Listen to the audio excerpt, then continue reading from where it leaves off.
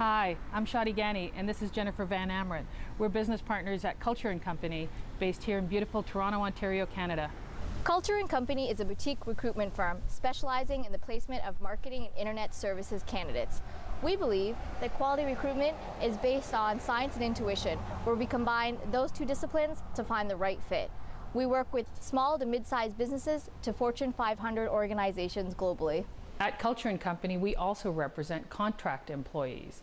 And contract employees often ask us that question, how do I assess my price, or how do I decide what my price is? So in this video, we're going to cover 4 points. How do I assess your market value? How to test drive your price? How to be confident when talking about price? And when to be flexible, because every situation is different.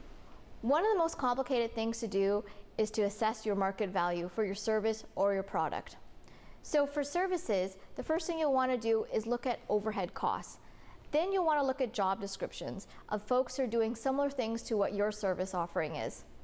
For freelancers, we typically tell them to take half of their yearly salary per hour and then mark it up a little bit. So for example, if you're making $120,000 a year, you'll be asking for $60 an hour plus an additional $10 an hour, so $70 in total per hour for your services.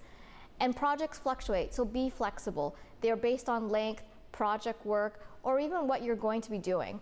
For your product, again, evaluate the overhead costs. Take into consideration things like shipping or gas. Then you'll need to market research similar products in the industry and see how yours compared. And finally, look at the price as part of your marketing mix. Does it make sense to position your product as a premium product? If so, you can ask for a little bit more. So now it's time to test drive your price. So test driving your price starts with creating a price sheet and giving that price sheet to potential clients. What you want to do there is you want to gauge their interest and you want to get feedback. So is your price too high? Is your price too low? And then you also want to make sure that your price is reflective of the value that your product or service actually brings. This is a really simple one, but one that's really important. When you ask for your price for your service or your product, be confident. Don't second guess and just put it out there. This is what your price is. So remember, every situation is different, so you need to be flexible.